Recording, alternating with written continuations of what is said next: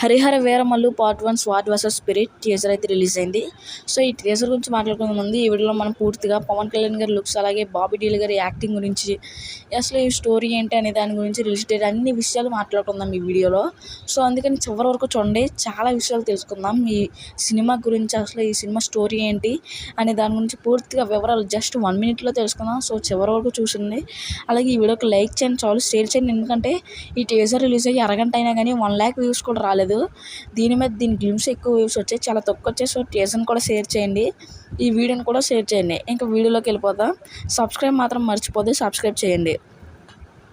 ఇంకా పవన్ కళ్యాణ్ గారి లుక్స్ అయితే చాలా బాగున్నాయి, ఎందుకంటే మన గ్లిమ్స్లో చూసినట్టుగానే ఉన్నాయి, ఏమాత్రం తగ్గలేదు. అలాగే పవన్ కళ్యాణ్ గారి కంటే హైలైట్ ఏంటంటే మన విలన్.